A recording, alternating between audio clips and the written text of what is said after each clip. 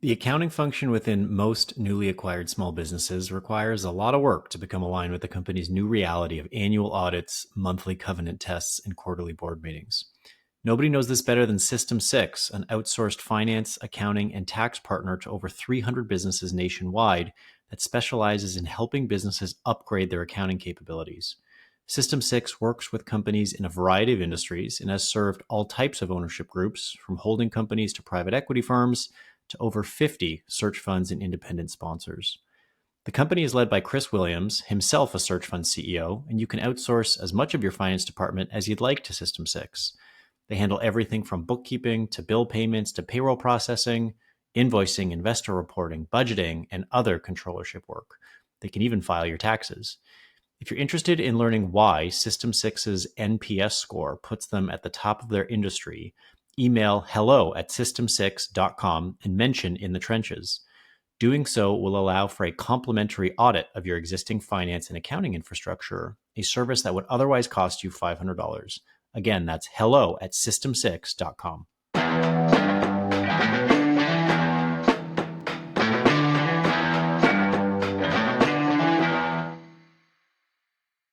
Hello, everybody, and welcome to another episode of In the Trenches. I am your host, as always, Steve DeVickos. So today's episode is one that I've been hoping to publish for many months now, mostly because there was a very specific person that I wanted to speak with. Unless you are living under a rock inside of a cave on the surface of Mars somewhere, you are almost certainly aware of how much AI has already changed how we live and how we work. You're probably also aware, at least vaguely, of how much it will continue to change the way that we live and the way that we work over the coming months and years.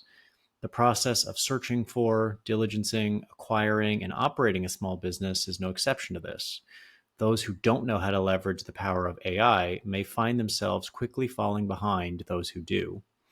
To help me better understand how AI is likely to change acquiring and operating a small business, I was joined today by Geoff Woods, author of The AI-Driven Leader, currently one of the fastest growing and best-selling AI books in the world. Prior to writing the book, Geoff was the chief growth officer of Jindal Steel and Power, where he drove market cap growth from $750 million to $12 billion in 4 years through AI-driven leadership. He also co-founded the training and consulting company behind The One Thing, where he coached and advised companies with annual revenues ranging from $10 million to $60 billion.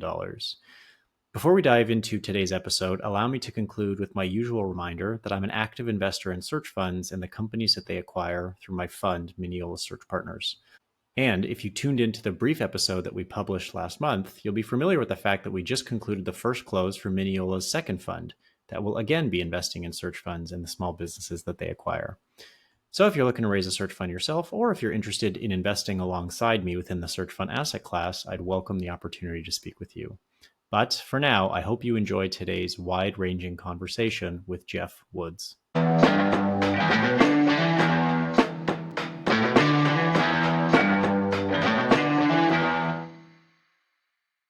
Geoff Woods, welcome to the show. Thank you so much for having me. What a treat it is to have you here. And maybe we can start with an easy one. For folks who might not be familiar with your story, if you could just walk us through the arc of your career, including some of the major stops along the way and what you're doing today. Yeah, so if we fast forward today, I'm the author of The AI-Driven Leader, which kind of has blown me away. Is currently the #1 book in the world for AI. And I'm a guy that when I started to write it, I really didn't consider myself an AI expert at all. If we go back in time, when I was a senior in college, I was doing an internship, Steve, and I sat down with the CEO right before I graduated. And I asked him what job he thought I should get after school. And he leans in and he goes, "Geoff, you're asking the wrong question." That stopped me. And he goes, "You really should be asking, what are the skills I can master that are so valuable they'll serve me no matter where I go? Then go find the jobs that help you build those skills." That ended up becoming the most valuable career advice I ever had. And it shaped my career, and it's highly relevant for a world of AI. Had a good career in sales, eventually got into entrepreneurship. You ever read The One Thing, Steve? I have not, no. Okay, popular business book. Gary Keller, who started Keller Williams, wrote it. It's all about focus on the one thing that matters most. I ended up becoming his business partner and turning his book into a training and consulting company. And at the core, I had to learn this skill of asking leaders the right questions to get them to focus on the things that mattered most to drive growth of a company. This became a huge superpower of mine. By 2022, I sold my stake in the business, got pulled in house by a client, which is called Jindal Steel. This is a giant steel company out of India, global footprint, 100,000 people. I had been the coach to the chairman of the board and his whole C suite, and he asked if I would step in as chief growth officer over all their operating companies, which I did.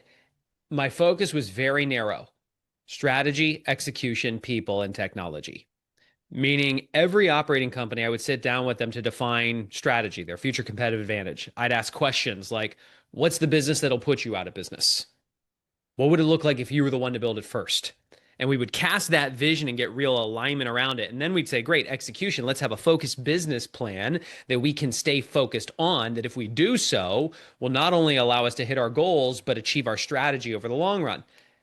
Then people. I had this huge realization. Steve, why do you think we hire people in our companies? That's a great question. To get the work done that needs to get done, to leverage ourselves and to leverage our time. Yeah, also we can achieve our goals. Now, how often are goals and priorities changing within a company? Oh my God. Way too frequently in my experience.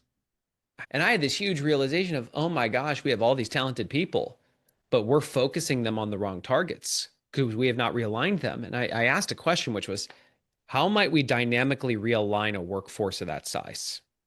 You'd have to look to tech for something like that.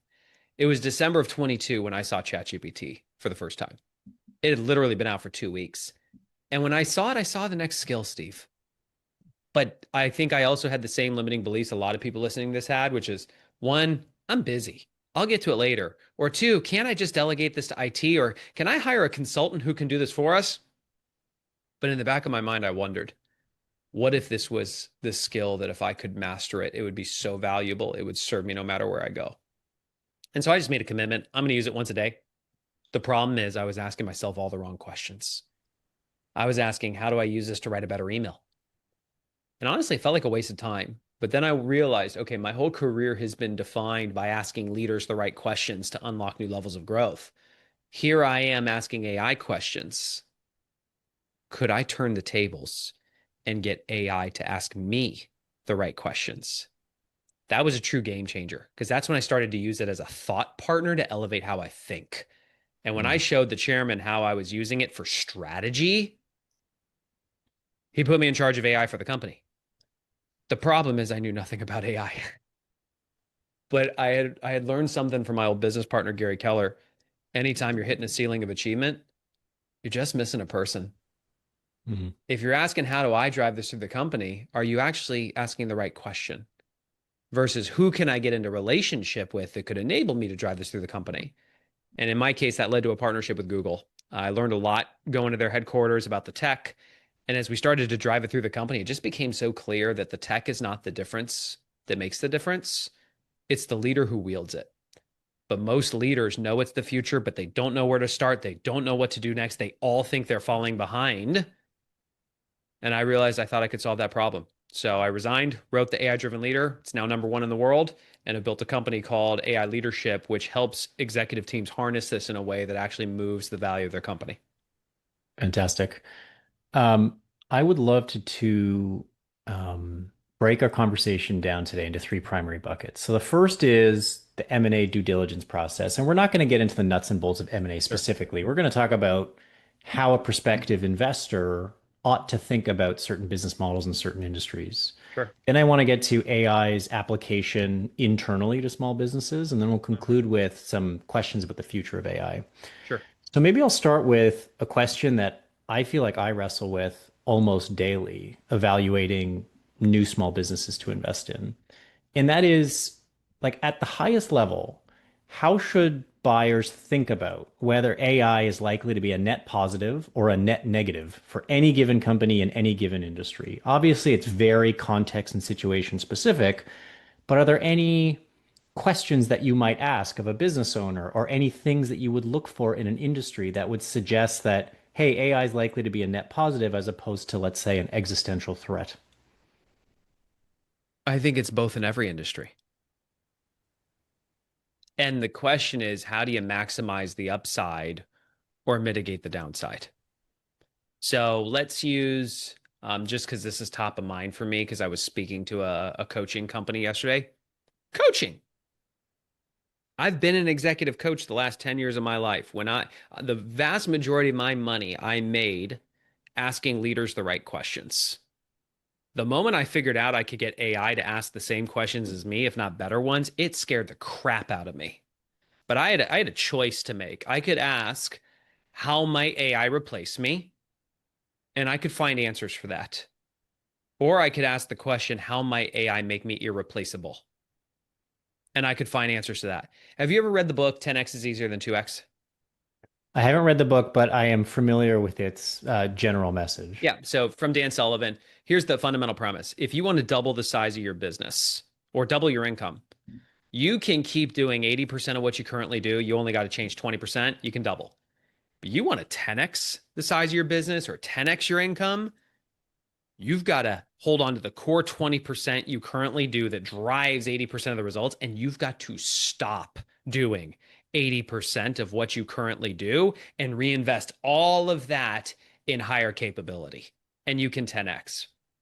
I think in every business, we have to challenge the way that things used to be and reimagine who we can become.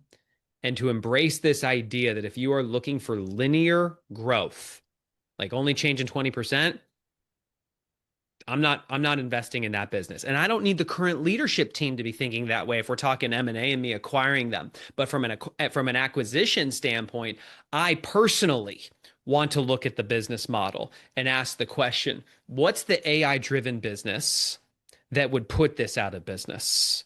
And what would it look like if I were the one to build it first? If I'm looking at a specific company, what are their internal capabilities that are valuable, rare, costly to imitate? Those are sources of a sustainable competitive advantage.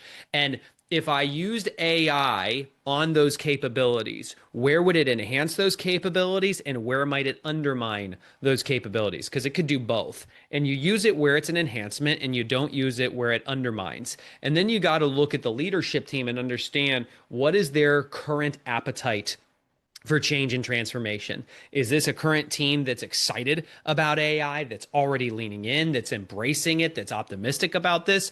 Or is this going to be a team that we're going to have to do a tremendous amount of mindset and change management? And am I willing to go through that? Like, this is me off the top of my head, how I would start to think if I look at that business. So you mentioned that AI is both a opportunity and a threat for substantially any business in any industry. Yes. Are there any like industries or business models that you view as being like particularly at risk? Like any industries or business models that you would reject immediately out of hand because you think they are so at risk? Like one that comes to mind would be like, I don't know, like a translation business or a tutoring business, maybe even like medicine or law. Like, are there any industries that fit that description? No, because I mean, if you ask me what are the industries that I see being most resistant to this technology so far, I'll go to law and accounting Hmm. because both are based on the billable hour. So to actually transform, they're going to have to disrupt their entire economic model. And both of them are saddled by a current partnership structure where you have all these partners that have retired that are waiting for a check. And so for you to disrupt the model means disrupting their cash flow. You can view that as something you'd stay away from, or you can view that as I'm going in because I'm willing to do what's required to win. And you could totally disrupt the entire industry because all of them are waiting. They're all playing the game of chicken, waiting to see who's going to blink first. And the moment somebody blinks and actually goes all in on this, all the other ones will have to fall in line. So that just depends on you. Like I could say I don't even want to touch that because I'm not going to deal with that. Or I could say, I am absolutely going to touch that because I'm willing to make that switch. So Right. I don't know that there's an industry off the top of my head that I would flat out avoid. I think this is you more about your own self awareness from an acquisition standpoint, understanding what's your appetite. Are you willing to do what's required to win? What about the inverse of that question? Are there any industries or business models that you think are particularly likely to benefit most from the widespread adoption of AI? Um, I think every industry stands to gain. And I'll tell you how I think about it. Because when I think about value from AI, I really see three buckets. Can it make your people more productive? Yes, it can. Can it make your operations more efficient? Yes, it can. Can it help you deliver more value to your customers? Yes, it can. In every industry, period. So every industry stands to gain, but I haven't thought so deeply around who stands to gain the most. This episode is brought to you by Boulay. Now, for those of you who operate within the search fund ecosystem, you probably already know that Boulay is the standard when it comes to quality of earnings reports, tax, and audit services. But for those of you who are newer to the community, consider this. Over the past 20 years, Boulay has worked directly with hundreds of search funds from capital raise to exit, currently assisting over 150 funds in the search phase and another 125 in the operating phase. They work with searchers across the entirety of the ETA journey, from issuing K1s to your investors during the search phase, all the way through to helping prepare your books for an exit at the conclusion of the operating phase. They are the industry leader in performing financial due diligence and creating Q of E reports that your investors can rely on. They provide a full suite of tax services, both for your search fund and for the acquired company. They perform the annual audits required by most debt and equity investors. And they also perform outsourced accounting services, acting as a fractional bookkeeper and controller for those companies whose needs might not necessitate full-time in-house resources. In short, you can safely assume that these guys get it. They've grown up in the search fund ecosystem over the past 20 years, and they have the reputation to prove it. To learn more, go to boulaygroup.com. That's Boulay group.com.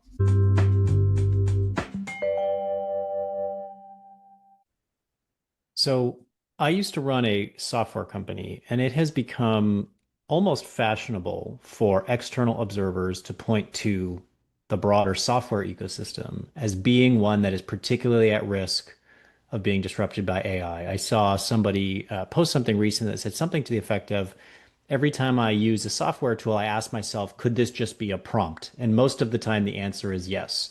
So this Yes. particular person has kind of gone out on a limb and said, hey, I'm just not investing in any enterprise SaaS businesses anymore because I'm just not sure if they're going to exist 5 years from now. Oh, I'd love to hear your reaction to that. Is it too much of an overgeneralization to suggest that like the survival or just the basic business model of software is at risk? yes. And you can view that as threat or you can view that as opportunity. I'm going to keep coming back to this. It's actually about you and your and what's the right fit for you. You can look at that and see threat. I can easily look at that and see opportunity because I can look at these vibe. I mean, I literally built a full prototype of a very comprehensive software product in 10 minutes while I was sitting on the plane waiting for it to take off with one prompt. Hmm. It was enough for a prototype for me to actually show it to potential customers and demo the functionality. That was 10 minutes. And I don't know how to write a single line of code, period. You can view that as threat or you can view that as opportunity. I look at the developers that I know that know how to harness AI for writing code, for reviewing code, for getting to prototypes. I think it's a huge advantage. I think the challenge with software companies is a lot of them are viewing AI as something they bolt on versus saying, if we were to start over from scratch, like I just spoke at Vista for their, like, I think it was 100 of their portcos last week. They're not stopping investing in SaaS. And the last time I checked, Vista's pretty smart. They know what they're doing. They're still investing in SaaS, but how you do it, I think, is the opportunity. A lot of what you've discussed thus far smells to me like the classic innovator's dilemma, right? 1000%. Like one must quote unquote disrupt themselves before somebody else comes along and does it. You mentioned the example of the law firm that is kind of stuck, for lack of a better way to put it, with this hourly model. I had a very miniature version of that when I was running my SaaS company. We were selling legacy on-premise software. We had to build like modern multi-tenant cloud software, which is kind of a milder flavor of disrupting ourselves. I think like intellectually, academically, I understood that it was important and why we needed to do it, et cetera. I found that on one Yes. hand, we had this old product on old technology that represented 100% of our customers and was paying 100% of our bills. We had this new thing on the side that was paying 0% of our bills, had zero customers, yet what was required for our very survival. And I just found that the quote unquote old business and the quote unquote new business were just constantly fighting for time, people, resources, investment, et cetera. Correct. So I want to ask you a little bit about like the how of the implementation. If a law firm is listening to this and they say, okay, I get it. AI is something that we're going to have to do, we're going to have to get good at internally. Do you have any like best practices or even just observations in terms of like the tactical execution of how they go about doing this? I can just share what I'm aware of. So, what I'm about to say, I'm not going to suggest that I am the global expert on this. I'm not. Um, I'm the global expert on using this as a thought partner. But two observations. One is you just have a really strong CEO. Like I think back to Intel when the two guys were sitting in the office and they said, if we had to fire ourselves today as CEOs and rehire ourselves as the next CEOs, what would they do? And they completely shifted the model to chips. They literally said, we fire ourselves as the CEO of the legacy company and we hire ourselves as the CEOs of the future company. And they completely pivoted their product suite when all of their revenue was legacy. And Intel went on a tear for a long, long time as a result of that. That's strong leadership at the top that's willing to say, we are going to sever ourselves from the way we used to be and we are going to reimagine who we can become. That's not easy. Another option, I read a book called Exponential Organizations, and there is a model in this where it talks about when you have a legacy system, if you want to innovate the future business model out of a current business, you have to put it on the outside of the current organization, starve Yeah. it for resources, and see if it can survive. This is what Yeah. Gary Keller did with me. I mean, Keller Williams is a multi-billion-dollar company. He has incubated a lot of companies out of KW. Mine was one of them. And literally, while I sat in the KW headquarters, we were a completely separate operating company, our Yeah. own P&L. We got a certain amount of money to start the business, and then he starved it and literally said, you need to go lead with revenue and go be able to swim independent of me. Literally, the first words he ever said to me ever were, welcome to Austin, because I just moved there. Good luck. You're going to need it. And I said, hi, thanks, why? And he asked me, Geoff, do you know what the best part about your job is? And I said, no, what is it? He goes, that it's your job. And here's the thing, if you try to give me pieces of your job, you will no longer have one. And I said, thank you for that. What does that mean? He said, you're going to want to make me your product. You're going to want to put me on stage. You're going to want to put me on the podcast, me on the course. But if you need me, then I don't need you. So go succeed without me. Yeah. That was our By the first way, the bathrooms are conversation. to your left. Right? That was our first conversation, and it was a gift because I Yeah. couldn't, like, literally we were going to launch our first product at KW's family reunion, which is 18,000 real estate agents. 2 weeks before family reunion, we got an email from Gary saying, you're not allowed to sell to KW. Go succeed without me. Yeah. He put me on the outskirts, starved me for resources, and saw if I could swim. I have seen companies who have done this, where they've said they've created a task force or a very specific team of Navy SEALs, where they might even get them a separate office, literally get them offsite, sever them from the current organization, and say, go build the business that will put us out of business. That way, the current business can't cannibalize it. Yeah. Yeah. If I could do it over again based on the mistakes that I made and the lessons that I learned over many years, that is the fundamental change that I would make is make the quote unquote new business effectively a separate entity in almost every conceivable way from the existing entity. Otherwise, that competition for time, resources, capital, et cetera, is Totally. just, in my opinion, like almost too hard of a problem to solve. Totally. So it's interesting because I have this kind of templated list of questions that I would ask any company in any industry, regardless of the widget that you sell. Things like, customer acquisition numbers, profitability, customer concentration, etc. I would ask that of a gutter maintenance company, and I would ask that of an enterprise SaaS company. 5 years ago, AI specific questions were not on that list. Now, I spend a lot of time digging into whether AI is likely to be a net positive or a net negative for this company or in this industry. So, you mentioned you were speaking to Vista and some of their portfolio companies, but you don't have to focus on software. You've spoken to a lot of business owners, a lot of entrepreneurs, a lot of CEOs. Are there any common ways that they are currently overstating their AI readiness or maybe like the AI defensibility of their products or services? Are there common like almost talk tracks that you or Um, feel are a bit more sizzle than steak? it happens the larger the company. The larger the company, I often hear, oh, yeah, we're using AI, which means they gave everybody Copilot or Right. ChatGPT. That doesn't mean anything. Or, yeah, we have a governance policy. Are you familiar with the Dunning-Kruger effect? Not terribly. So, when you learn a little bit about something, your confidence skyrockets. And you learn a little bit more, and then, like a roller coaster, you fall off the cliff. And then as you learn a little bit more, it eventually starts to hover back out. And this is what I'm seeing with a lot of companies if you asked me a year ago, where's the market? I would tell you leaders know it's the future. They do not know where to start and they think they're falling behind. To where we are today, they know it's the future. A lot of them have started, but they don't really know what they're doing or what to do next, and they still think they're falling behind. I think there is a false sense of confidence among leaders because people have access to ChatGPT or to Copilot, or because they've done a few trainings, they think they're using AI.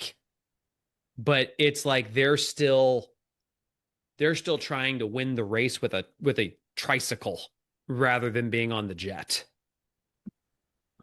So, if a small business owner is listening to this, and there are plenty of headlines for them to read to suggest that like their internal capabilities vis-a-vis AI and competencies, it's rather important that they develop them over the coming years. But they don't know what to do other than give their employees access to ChatGPT Pro. If only And somebody wrote a book about this. are there any, let me ask the inverse of that question. Are there any like low-hanging fruit use Yes. cases for AI in like a hypothetical service company that A, are I have already been adopted with great success, or maybe B, haven't yet been widely adopted but Yes. probably should be? Yes. So this is where I mentioned the three buckets before: make people more productive, make ops more efficient, deliver more value to your customers through products and service. The mistake I'm seeing companies make is they're starting with their product or service, or they're trying to streamline operations to take costs out of the business. Here's why I think that's a mistake. Imagine, Steve, if your entire life you have literally only seen black and white, and I ask you to describe color. Can you do it? Not a chance. As a CEO, how can you possibly understand how this is going to transform your operations or your value proposition or your competitive advantage and your value to customers if you haven't experienced it transform you? If you have not experienced it transform you as a leader. Hmm. All leadership starts with self leadership. And this is the gap that I'm seeing. They're like, oh, we gave everybody Copilot, but the number of C-level executives today that still have not really experienced transformation themselves is the majority. So for me, here's how I stumbled on this. I literally interviewed over 200 execs for my book. 100% of them said AI was the future. 100% of them said they would adopt it. Less than 5% had done anything. Interesting. Why? They didn't know how to start. And that's when I had to fully blow up my book. It was going to be about how to transform your company. And instead, it became like, how do you use this at a C level to go from 0 to 1? And at a leadership level, it's all about how you think. Your ability to think strategically is the difference between growing your business or going out of business. Because for a guy who wrote a book about AI, I don't care about AI. And the reason why is AI adoption is not the goal of any company. It's to create a better business and better lives. One CEO looks at me and he goes, I got a big problem. I run a manufacturing company here in the US. I leased all this capital equipment from a company in Japan. Things have shifted in the market. The debt structure is now killing us. We're going to go bankrupt if we can't get it restructured. And I ask him, okay, what have you done? He goes, man, I feel like we tried everything. And he lists off 5 very specific strategies, Steve, that he's deployed. None of them have worked because the board of the company in Japan is refusing to restructure the debt because they think they'll lose face in Japanese society. And he looks at me and goes, I have no next steps. We are going out of business. Do you think AI can help? Now, I have a very specific framework for how I communicate with AI. What I'm about to share with you is the most important thing I can share in the entire episode. It is called CRIT. CRIT stands for context, role, interview, and task. Every prompt I write, I give it lots of context about the situation. I assign it a role, meaning I tell it the kind of expert I want AI to act as for this use case. And then I make it, I don't ask AI questions, I make it interview me, to ask me questions to pull deeper context out of my head I would have never thought to have given it. Also, it can accomplish a task, which is whatever I want it to do. Here's the actual prompt I wrote for this CEO. Context: I'm a manufacturing CEO. I leased all this capital equipment from a company in Japan. Things have shifted in the market. The debt structure is killing us. We're going to go bankrupt if it doesn't get restructured. I feel like I've tried everything. Here's the 5 strategies I've deployed. 1, 2, 3, 4, 5. And I listed everyone out in detail. None of it has worked because the company that holds the debt in Japan is publicly traded and the board is refusing to restructure the debt because they think they'll lose face in Japanese society. I have no next steps and I fear we're going out of business. Role. Your role is to act as an investment banker with deep expertise in restructuring debt. Interview me. Ask me 1 question at a time, up to 3 questions to gain deeper context. Then your task is to generate 5 non-obvious strategies I could deploy to get the board to restructure the debt. Here's what happened. Steve, how many books do you think you've read in your life? Oh, probably 500 plus. Cool. I want you to think about all those pages, all the words on every single page across 500 plus books. What percent of that collective knowledge can you recall and apply right now? A fraction of a fraction. Right. These models have been trained on anywhere from 200 to 500 million books worth of data. Guess what percent it can recall and apply? 100. 100. Guess how long it took AI to read through 200 to 500 million books worth of data to understand how an investment banker with deep expertise in restructuring debt, who also knew 2,000 years of Japanese culture and history, would think and act and give the first question to the CEO? Seconds. Under a second. It asked the CEO, do you have any relationships with any other influential executives in Japan that the board would respect? And I look at the CEO and he goes, oh my goodness. What a great question. I would have never asked that. I actually do. And then AI asked 2 more questions like that before it turned to the tables and said, okay, here's your 5 non-obvious strategies. Number 1 on the list, the Saving Face Consortium. It said, you have enough relationships with all the right people in Japan. Why don't you just approach those people to acquire your debt? Give them really favorable terms. Your debt gets restructured. The board saves face.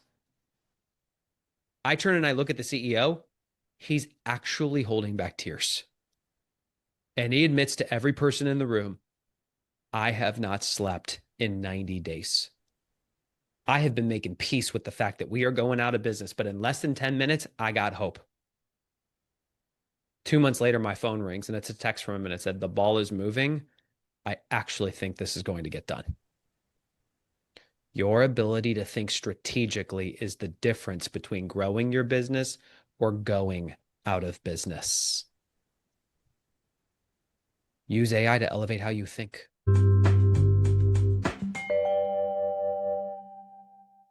This episode is brought to you by Oberle Risk Strategies, the insurance brokerage and insurance diligence provider that's been trusted by investors, lenders, searchers, and CEOs for over a decade now.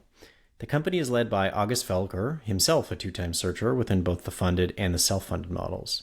He personally runs Oberle's dedicated search fund practice that works with searchers across the entire diligence, purchase, and post-close process. Their diligence offering, which is completely free, by the way, will assess your target company's insurance program and will summarize any potential coverage gaps, the pro forma insurance pricing, and any changes needed for closing or shortly thereafter. In 9 out of every 10 client engagements, they're able to either reduce spend or improve coverage, all in such a way that the searcher or CEO can focus on other things while Oberle handles all things insurance for them. Oberle has serviced over 900 customers across a decade of operation and has an NPS score that puts them at the very top of their industry. But don't take my word for it. Click on the hyperlink located within today's episode description, and we will gladly put you in touch with as many happy Oberle customers as you'd like.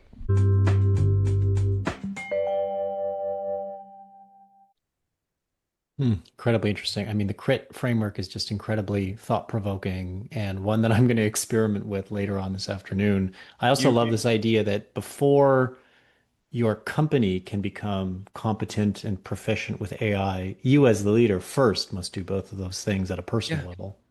Well, Eric Schmidt said, former CEO of Google, pretty much everything you know about how your company operates is going to be different within the next 5 years. Not 10, 5. And he said that a year ago. And when I heard that, I remember thinking, okay, if I'm a CEO and I hear there's a tidal wave that's coming that has the possibility to change everything I know about my business, is that something that I delegate to IT?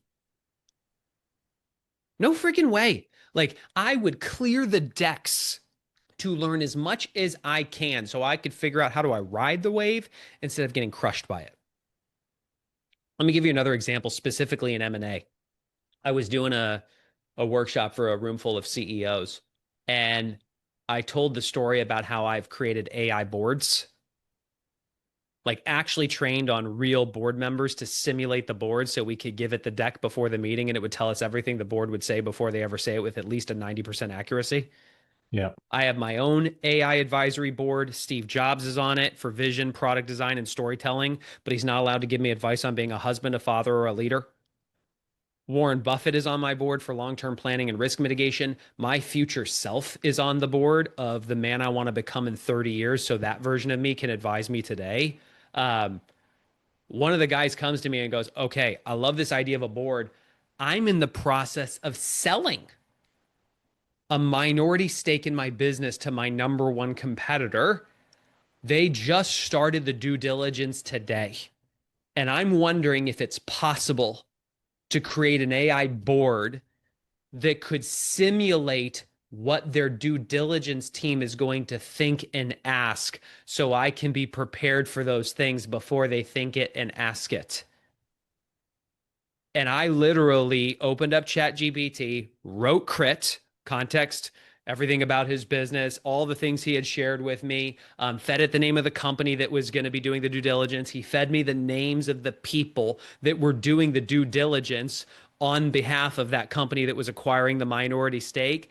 Role was to act as a deep expert, a deep research expert who understands the M&A market on a deep level, who could also really deeply research every single one of these people and identify the top questions and ways that they would conduct due diligence. It had to interview us to gather deeper context, and then the task was to conduct deep research on all of those people and to summarize that into a training document that we could use to train a custom GPT to simulate that company's due diligence team, so we could feed it all the assets we actually fed the real company so it could simulate what they would say before they ever said it. I did that while we were sitting at the table eating lunch on his cell phone. He sent that to his team, who plugged it into a GPT. And by the time we were at drinks that night, he came up to me and literally gave me the biggest bear hug I have ever received and showed me the report his team had sent him where it simulated the due diligence team, and it called out the questions that the company had already asked by the end of the day before they asked it. That took me 10 minutes.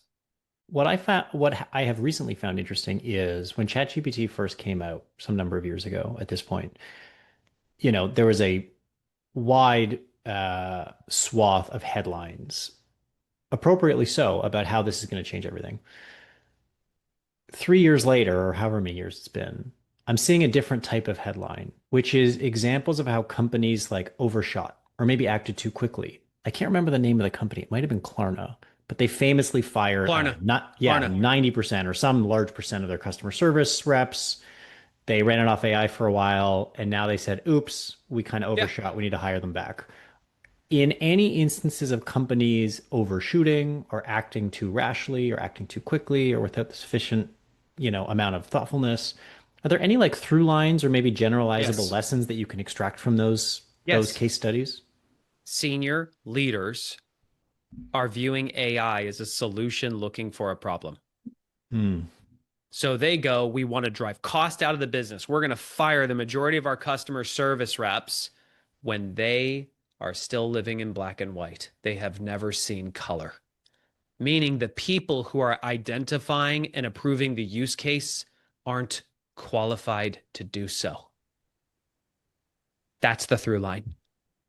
The leaders aren't AI driven leaders themselves. Now, I'm not going to like say that that's exactly what happened with Klarna because again, this is a grand experiment.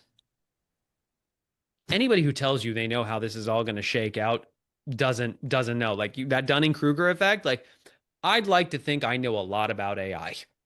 I do, which just means I know how much I don't know. That's right. Yeah. Right? When so my wife was talking to somebody and this woman said, "Oh, I hear you're an AI expert." I said, "All that means is I know how much I don't know."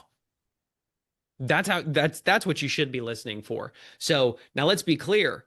Their initial use cases, they were able to massively improve their CSAT scores in a fraction of their time with AI agents. But what they found is that AI agents couldn't replace all customer service. There were still places where a human was needed.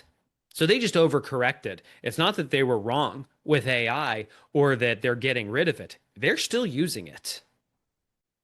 I'm curious at a personal level, how frequently daily are you using an AI tool? And B, which tool do you use? And Yeah. does it matter? Does it particularly matter which No. tool one chooses to use? Um, I use it daily, all the time, and I don't use it for everything. Like the more I use it, the better the more aware I am of when to use it and when I'm just not and I'm not going to use it. Like I talk Hmm. about using AI as a thought partner. Let me be clear. I do not outsource my thinking to AI.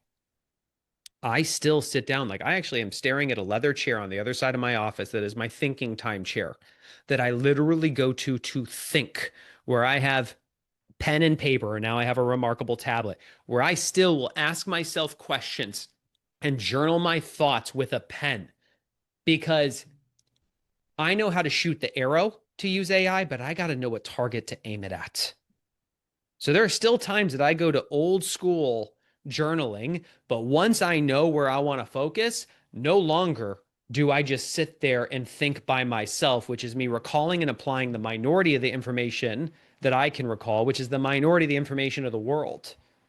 I now go to AI as a thought partner. So, real example, we have been growing so fast this year that we are at that inflection point where everything is breaking internally and externally. There are Yeah. lots of places that I can see that we have the ingredients of product market fit, and there are a lot of things that we have to change.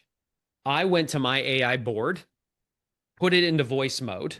So I'm literally talking to it and it's talking back, where I described everything that was happening in the business, all the insights that I have had around this, but all the places it's breaking, the things that we're doing that I think are not going to scale. Role was to act as my board. It got to choose which board member to call on. It had to interview me one question at a time, up to 5 questions to gain deeper context. Its task, Steve, was to identify 100 alternative business models, business structures that would harness those capabilities in different ways to help me see what I couldn't see. Hmm. So I was going to It, ask you, what are the situations in which you don't use it? But I think you've already answered it, which yeah, is if it smells like you're outsourcing your thinking to AI, that represents a use case that you're not using AI for. You want to use it correct. more as like a thought partner or a thought provoker. I'm the thought leader. It's the thought partner. I think this is Hmm. one of the greatest risks is people abdicating their responsibility as the thought leader. And this is happening a lot. They're asking AI a question and they're trusting the answer with no discernment. They're asking AI to draft the email or the marketing copy and copying and pasting with no discernment. They're using it to interview them and giving them recommendations, and they're just following it without challenging. What biases does AI have? Where might it be creating an echo chamber and just telling me what I want to hear versus being the thought leader and then saying, what do I like about it? What do I not like about this? What are the top changes I would want made to this? Like I give it that kind of feedback. Then I play it against itself where I'll say, great, now that you've got the best of my knowledge, I want you to act as the challenger. You're world class at bulletproofing plans and identifying every place this thing is insufficient. I want you to stress test the sufficiency of this plan. And I want you to tell me where it's strong, where it's weak, and the top changes I need to make. And when it gives me that, I then layer in my ideal customer who I've already built profiles of my ICPs where I say, now be my ICPs. And I want you to tell me where it's strong, where it's weak, and the top changes I need to make so you'd give me the blank check. I get AI to play against itself. And here's the shift. You're shifting away from being the player of an instrument in the orchestra, like you play the violin, to now you're the conductor. You Hmm. wave the baton and you can get the violin to play. You can get the cello to play. You get more cowbell. You can get the cowbell to play. I have fed Steve Jobs transcripts of my keynotes and as well as the conversion data of how many people were in the room and how many people signed up to do business with us and asked for feedback. This was so crazy. It literally said, Steve Jobs walks to the center of the stage. The lights in the room dim while leaving his face illuminated. He nods his head, but he does not smile because he thinks your pitch is unremarkable. And then AI, freaking Steve Jobs, starts interviewing me, asking me questions. And I'm doing this for like 10 minutes. And at one point, I said, Steve, you've got enough context about me. How about you pitch me my pitch? But I want you to do it in a way that's so damn compelling that it would put the release of the iPhone to shame. Steve, I'm not kidding. AI Steve Jobs turned the tables and pitched me my pitch. I had it turn that into slides. Those are now my slides. It doubled our conversion rate. Incredible. Incredible. So let's fly back up to 10,000 feet. Like you were asking, like, what are those use cases that people aren't thinking about that are really valuable? I don't care what industry you're in. At a leadership level, which is what this podcast is for, your ability to think strategically is the difference between growing your business or going out of business. You have a choice. You can keep doing things the old way, which is you recalling and applying the minority of what you've learned, which is the minority of the information in the world, which is like you acting with horse blinders on, or you can start to redefine yourself as the thought leader with AI as a thought partner. And with a framework like CRIT, I don't care what your situation is. You give me any problem, we could write CRIT and we could solve it in a fraction of the time at a way higher quality. I'd love to get your thoughts on a few questions vis-a-vis AI's future. Hmm. Because I'm reminded historically that even the most optimistic people have underestimated the impact of certain technologies that we now Yeah. know with retrospect have changed the world. So, for example, cars, airplanes, the internet, etc.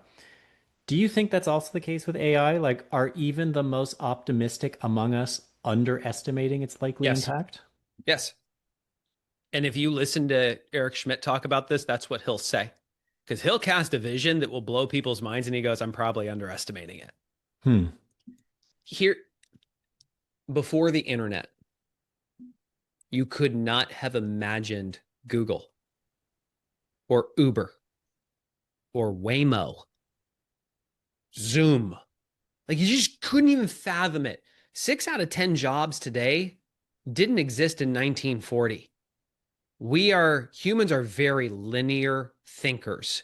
So we anchor, we harness all our past experiences to create a projection of the future, but you're anchoring yourself to the past.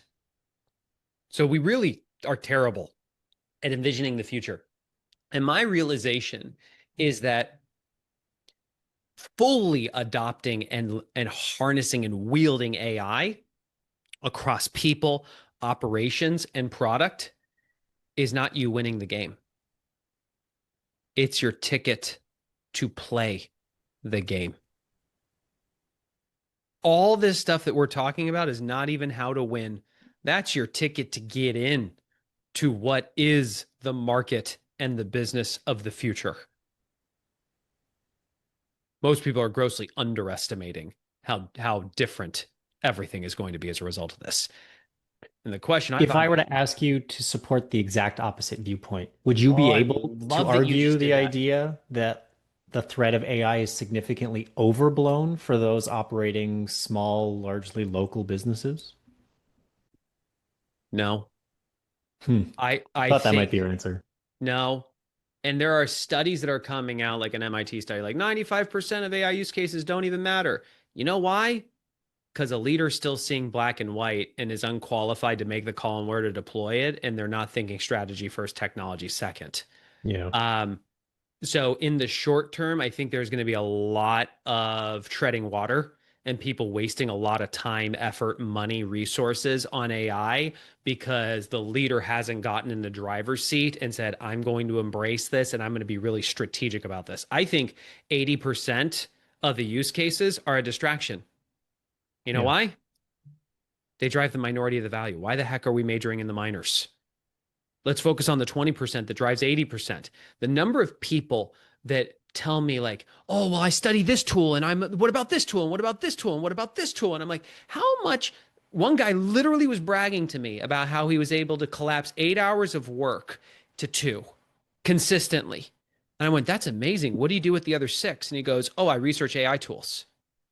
He has had no net improvement to his business as a result because he's spending his 6 hours wasting his time. So I think the majority of AI is a distraction. My filter is if we focus on this, will this help us create a better business and better lives? If the answer is yes, lean in. If the answer is no, it's a distraction. Move on. Hmm. Um, I see that you're married. Yeah. Do you mind me asking if you have kids? Yeah. You do have kids. So do I. I have two young ones. In light of AI's rapid emergence, I'm curious, Your timing is perfect. are there any careers that you would now guide your kids towards pursuing? Or conversely, are there any careers that you would advise that your kids stay away from entirely? I'm going to play this for you right now. I was speaking on stage yesterday and my daughter was my opener. Listen to what I'm about to play for you. And I'm here to tell you a little bit about AI from a kid's perspective. AI isn't here to take over the world, but it's here to advance our worlds and help us become better people and a better world. Some ways I use AI is I asked my dad one time, said, what should I do when I'm older or what skills should I have? He told me that's not the right question. Let's have AI interview us. And AI brought me through phases of questions and it ended up telling me that public speaking is one of my best things. That's what brought me here today. So to repeat what she said, this was this summer. Um, my kids are asking what they're going to do when they grow up. And I tell them, you're asking the wrong question. You should be asking, what are the skills I can master that are so valuable, they will serve you no matter where you go, and focus on building those skills. And Daphne looked at me and said, well, I want to get a job in your company. What skills can I focus on that would bring value to your company? And I said, you're asking the wrong person. Let's use AI. And we wrote Crit and got AI to interview Daphne about where Daphne thought that she had natural strengths, and it had to contrast that with what it thought the human skills would be that would become more valuable in an AI driven world. And one of the things that it came out with was communication. And it said, I really think you should double down on speaking for your dad's company because people always ask about kids, just like you just did, Steve. And Yeah. I actually think if you talked about a kid's perspective on AI and how you're using it, that would bring value. So now, whenever she can, she'll come with me if I'm speaking on a stage and she'll open for me and she'll tell that story. Amazing. I mean, and consistent with, the ethos that you've been communicating today, which is outsourcing your thinking is not the primary use case for AI. No. Enhancing your thinking is its primary use case. Here's the context on this. If you study history, if we go back to the Industrial Revolution, we stopped focusing on developing the skills that were unique to us as humans and started focusing on developing skills that were more reflective of machines. We stopped acting like humans and we started acting like machines. Our education system today is literally a factory teaching people to act like machines. The way we work today is literally reflective of getting people to act like machines, show up to work on time, take direction from a boss, do something repetitively with minimal error, with maximum efficiency, so you can make more money and one day live a good life. AI is taking all of that away. So what's left? It's what actually makes us us. I thought about how Michelangelo sculpted the David. He started with a large block of marble. Steve, he didn't add a single thing. He stripped away layer after layer after layer after layer. All that was left was a masterpiece. Might it be possible that every single one of you listening to this has a masterpiece inside? Meaning there are God-given strengths that every single one of you have that is different from anybody else in the world. Can you get clear on what those things are that make you you? Can you harness those strengths and then focus them on the 20% priorities of your role that are in alignment with company goals, and then use AI to enhance you? Because in those places, it can never replace you.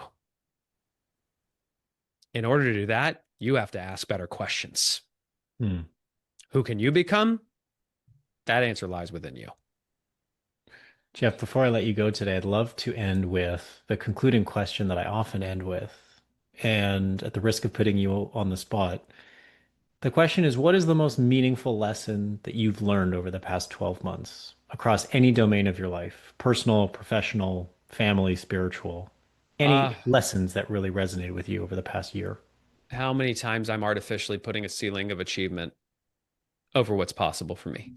Hmm. February 8th of 24 was the day that I made a commitment to write a book about AI and build a company around AI when I felt unqualified to do so. And I was having a conversation with a guy that I was interviewing to be my book coach. And I asked him, I'm not qualified.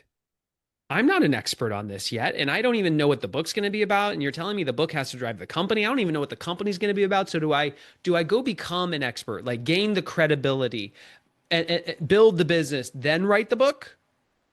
Or do I make the commitment to start writing the book and use it as a forcing mechanism to go so deep on research and so heavy on personal application that I would literally emerge the other side as a global thought leader?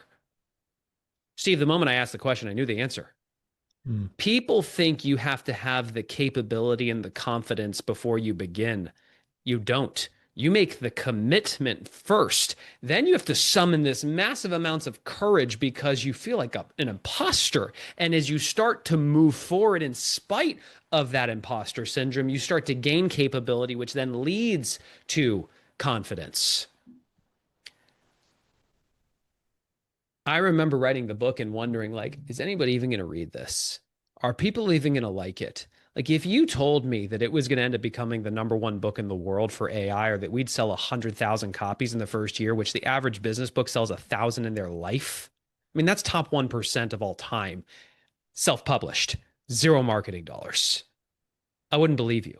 If you'd tell me that I'd be sitting in front of the C-suites of Fortune 10 companies, like literally talking to the CEOs, advising them on AI strategy, I'd tell you you're smoking something. I think we grossly underestimate what we are capable of because we put ceilings over our achievement and we play it safe. And this is where I genuinely think for you who's listening to this, I'm telling you, there are certain things about you that are your core strengths that differentiate you. That you might be walking around like that big block of marble, carrying around all these other layers of you acting like a machine or climbing a ladder without ever wondering if it's even leaning against the right wall. Like, is your work even a reflection of who you actually are? And if you actually used AI to start to interview you to understand what is it that makes you you and how might you harness who you are in what you do, oh baby. What an amazing place for us to leave it. Geoff, if folks are interested in learning more about you, either your book or your company and how your Yes. company might be able to help theirs, what's the best way Sure. for them to find you and get in touch? So first is the AI Driven Leader, which is the book. It's available on Amazon, Audible, Kindle. I also created a podcast called The AI Driven Leader where I literally interview CEOs who have gone on their journey. And then I even turn the tables and write crit to solve one of their biggest problems live. So, like, you can watch me actually write the prompts on YouTube or listen to it on whatever podcast player. That's the AI Driven Leader. And then our company is AI Leadership, which is the website is aileadership.com. We do three things. We do training for executive teams. We have a peer network of C-level executives called the Collective. So membership model where we put you in the room with hundreds of other C-level execs and we share everything about how we're all deploying AI. So you know way more than your competition because you got hundreds of people teaching you how they're doing it. And then there are some companies that we do advisory with where we actually partner with the C-suite to drive this in the company and make it real in a way that moves the value of the company. Fantastic. Geoff, what a treat it was to speak with you today. Thank you so much for joining us. Thank you, Steve.